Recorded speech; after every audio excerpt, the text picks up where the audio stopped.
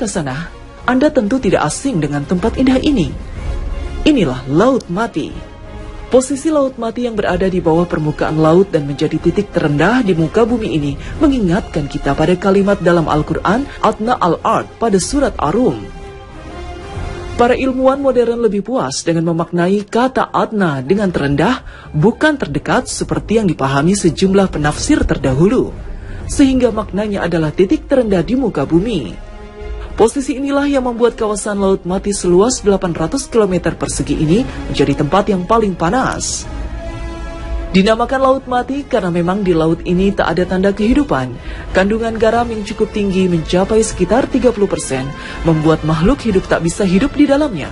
Tingginya kadar garam inilah yang membuat semua makhluk hidup mengapung, termasuk manusia.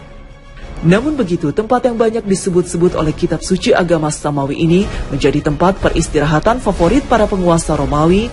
Bahkan sebagian sumber menyebutkan Laut Mati menjadi tempat yang disenangi oleh Nabi Daud alaihissalam karena keindahan alamnya. Di balik keindahannya, Laut Mati menyimpan kisah menyeramkan. Di tempat inilah kaum Nabi Lut ditenggelamkan Allah Subhanahu wa Ta'ala melalui keperkasaan malaikat Jibril alaihissalam. Allah Subhanahu wa Ta'ala mengabarkan pada kita bahwa malaikat Jibril merupakan malaikat perkasa lagi kuat yang disebut Al-Quran dengan sebutan Syadidul Quwa, sangat kuat. Nabi Shallallahu Alaihi Wasallam pernah mengabarkan pada kita tentang keperkasaan malaikat Jibril ini saat beliau diperlihatkan wujud asli dari malaikat Jibril 2 kali seumur hidupnya. Pertama ketika baru menerima wahyu pertama di Gua Hiro. Saat itu Nabi Muhammad SAW tengah berjalan lalu mendengar suara memanggil, "Ya Muhammad, engkau adalah utusan Allah."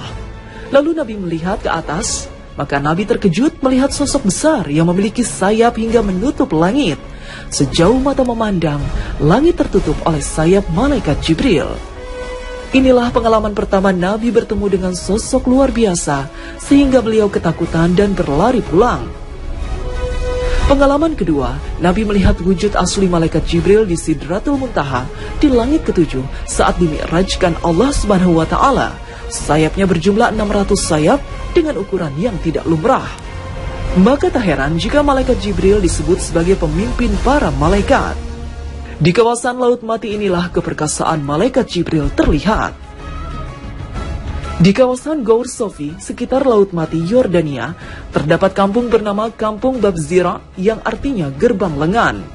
Sebagian ahli mengaitkan kata lengan di sini dengan lengan malaikat Jibril saat mencongkel tanah negeri Sodom sebelum akhirnya dijungkir balikan, yang atas menjadi di bawah dan yang bawah menjadi atas, sebagaimana diceritakan dalam Al-Quran. Maka tatkala datang azab kami jadikan negeri kaum Lut itu yang di atas ke bawah, kami balikan, dan kami hujani mereka dengan batu dari tanah yang terbakar dengan bertubi-tubi. Quran Surat Hud 82. Beberapa penggalian menemukan sejumlah bukti seperti struktur tanah yang berbeda dengan kawasan lain. Struktur tanah yang seharusnya ada di dalam perut bumi justru berada di permukaan. Itu berarti ada sebuah peristiwa yang mengakibatkan tanah ini bisa terbalik. Atas dasar inilah kawasan Bab Zira atau gerbang lengan ini merupakan daerah negeri Sodom, negeri umat Nabi Lut alaihissalam. Fenomena alam di kawasan ini terjadi lantaran azab Allah Subhanahu wa Ta'ala yang ditimpakan pada kaum Nabi Lut alaihissalam. Karena pembangkangan yang dilakukan penduduk Sodom kepada Nabi Lut dan perilaku menyimpang mereka yang menyenangi sesama jenis, Allah menurunkan azabnya di pagi hari. Malaikat Jibril mencungkil negeri Sodom dengan salah satu lengannya atau sayapnya, lalu mengangkatnya sangat tinggi sampai ke langit hingga teriakan para penduduknya terdengar oleh penduduk langit. Lalu malaikat Jibril menghempaskannya dengan cara membalikannya ke tanah hingga menghujam ke bumi. Seluruh penduduk negeri Sodom pun binasa. Oleh karena itulah kawasan negeri Sodom tempat azab Allah itu kini disebut dengan Bab Zira atau gerbang lengan atau lengan malaikat Jibril. Wallahu alam.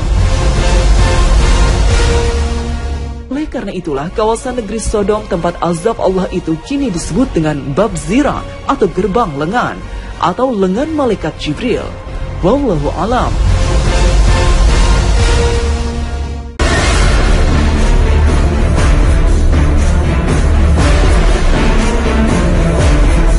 Pemirsa Kasanah, Di kota Manhattan, New York, Amerika Serikat, kita boleh berdecak kagum dengan gedung-gedung pencakar langitnya yang menakjubkan. Tapi pernahkah Anda berpikir siapakah yang pertama-tama memprakarsai gedung-gedung bertingkat di dunia ini? Apakah juga di Amerika? Tentu saja tidak. Gedung-gedung bertingkat ternyata bukan karya zaman modern, tapi justru ditemukan oleh orang-orang purba.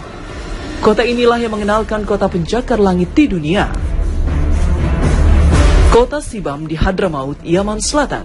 Kota seluas 7,7 hektar ini terletak sekitar 12 km dari kota Seyun, sebuah kota madya di provinsi Hadramaut yang banyak menyimpan kekayaan sejarah masa lampau. Kota yang telah berumur lebih dari 600 tahun ini dinilai sebagai salah satu contoh kota berdesain vertikal terbaik.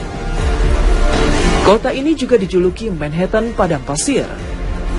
Ratusan gedung menjulang tinggi di tengah gurun pasir yang dikelilingi perbukitan batu membuat takjub siapapun yang menatapnya.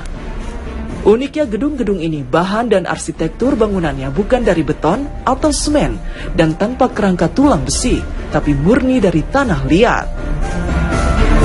Itu sebabnya bangunan Shibam tidak benar-benar berbentuk segi empat sempurna, tapi mengecil di bagian atasnya. Satu bangunan dan yang lainnya juga saling terhubung. Model pembangunan seperti ini dimaksudkan agar gedung bertingkat di Shibam ini lebih kuat. Inilah bangunan pencakar langit pertama di dunia yang pernah dikenal umat manusia. Dari manakah keahlian masyarakat Hadramaut, Yaman ini didapatkan? Kecerdasan masyarakat Shibam dalam mendirikan bangunan bertingkat dari tanah liat, selain menimbulkan decak kagum, mengingatkan akan kehebatan kaum Ad, umat Nabi Hud alaihissalam, nenek moyang dari bangsa Arab yang pernah tinggal di kawasan ini. Kaum Ad yang hidup pada masa Nabi Hud alaihissalam dikenal memiliki tubuh yang besar dan kuat, serta pandai dalam mendirikan kota yang megah seperti kota Iram.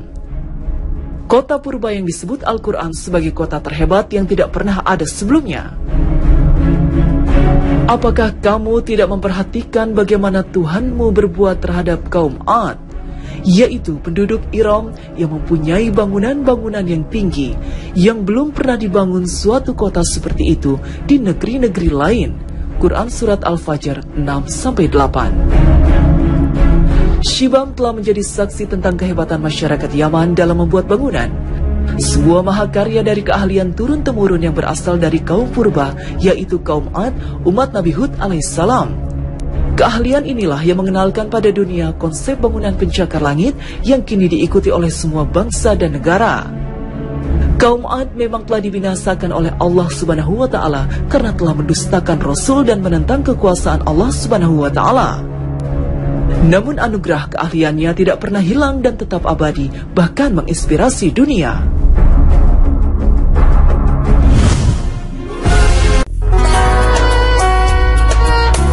Allah Subhanahu wa Ta'ala berfirman, Allah menjanjikan kepada orang-orang yang mukmin lelaki dan perempuan akan mendapat surga yang di bawahnya mengalir sungai-sungai, kekal mereka di dalamnya, dan mendapat tempat-tempat yang bagus di surga Aden.